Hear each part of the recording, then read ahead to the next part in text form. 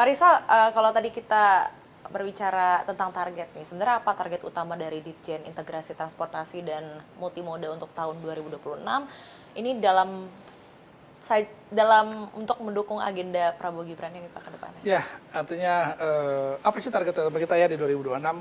Tadi yang pertama pasti kami akan menuntaskan regulasi yang mendukung transportasi yang seamless melalui integrasi. Kita siapkan itu, makanya kita sudah menyiapkan konsep-konsep yang sudah jadi dengan Menko Infra, dengan kementerian lainnya untuk sistem transportasi nasional tadi, dengan di dalamnya ada sistem logistik nasional.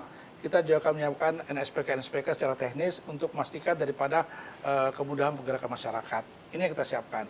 Yang kedua, kita juga melakukan uji coba sebagai lab untuk nantinya bisa kita kembangkan secara nasional. Di DKI, bersama DKI kita mencoba bagaimana melakukan integrasi pembayaran dan integrasi tarif.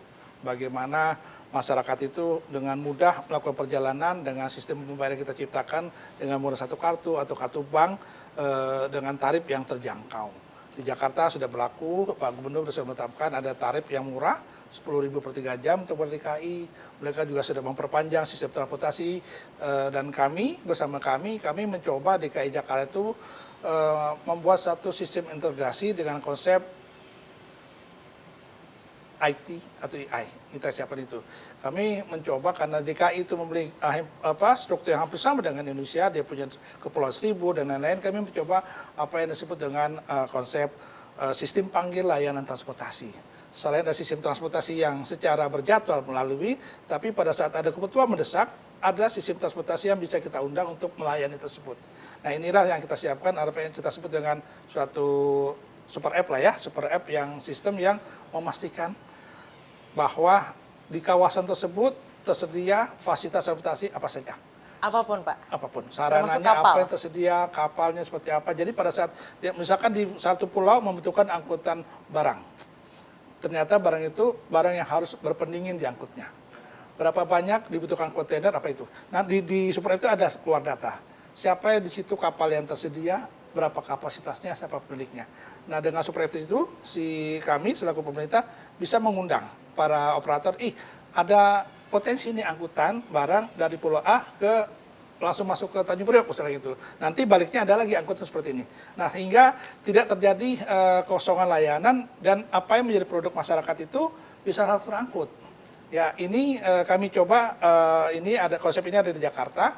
Nantinya kalau memang itu berhasil, kami akan kembangkan menjadi suatu aturan secara nasional. Kita tahu ada tol laut yang ABCD pulau-pulau itu, tapi kita tahu juga ada satu daerah yang tiba-tiba produksi, panen dan lainnya yang rutenya tidak ABCD tapi A ke M. Nah inilah fungsi super app tadi, konsep dari sistem transportasi kita panggil dengan super tadi yang memastikan kita tawarkan nanti mereka ber-B2B, dan lain-lain untuk klien tersebut. Ya, super app itu juga memastikan dengan operator itu bahwa pulang pergi itu dia akan ada angkutan terisi. Jadi tidak merugi dan tidak mahal biayanya.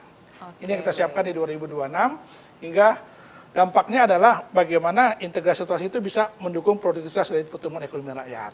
Itu yang kita lakukan. Yang kedua bagaimana tadi juga kita punya target perumahan rakyat. Ya, yang siapkan 2 juta di daerah dan 1 juta di perkotaan. Ini kita siapkan untuk mendukung semua. Kita juga mendukung tentang ketahanan pangan nasional. Ya, kita punya beberapa daerah baru yang dibangun Pak Presiden untuk mendukung ketahanan pangan. Ini kita siapkan ke sana hingga pada saat nanti daerah-daerah produksi, kita sudah siap angkutannya. Mau dibawa kemana barang tersebut, ke daerah mana sudah siap. Kira-kira itu yang kita siapkan di 2026. Di daerah-daerah, di wilayah penyangga mungkin Pak? Iya, itu kita siapkan. Saat ini kita siapkan regulasinya dulu nih ya, regulasinya sama sistem database-nya, big data-nya tadi.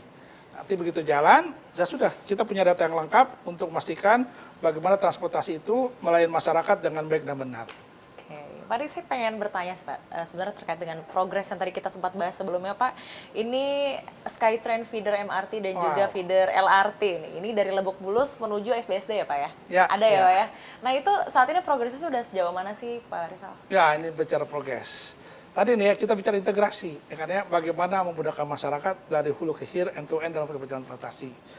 Jakarta kita punya feeder, punya terang lane dengan kereta api. Ada LRT Jabodebek, ada MRT Jakarta, ada BRT dan lain-lain. Namun kita punya masalah di first mile dan last mile-nya nih. ya bagaimana masyarakat di daerah itu di Bogor, Bekasi, Tangerang menuju simpul pertamanya tadi naik LRT MRT.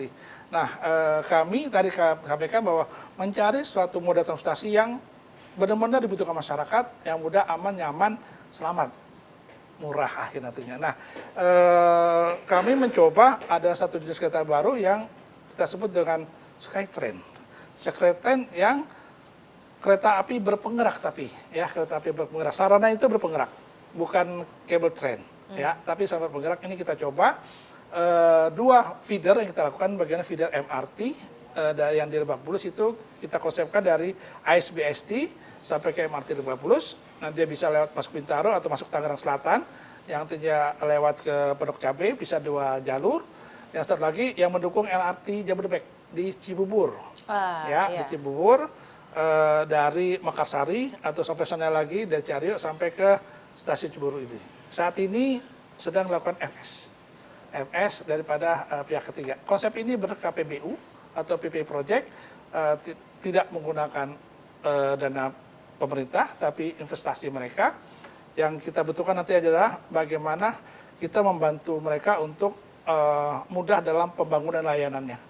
Saat ini ada beberapa regulasi yang kita minta direview, itu adalah sebagian ada di Kemendagri dengan PM 9/2009 tentang fasos fasum, hingga nanti bagaimana kalau tiang-tiang tersebut menggunakan fasos fasum. Ya, jadi saat ini untuk feeder LRT, feeder MRT sedang di-FS-kan. Nah, ini harapannya dengan ada Skytrain itu apa, Pak?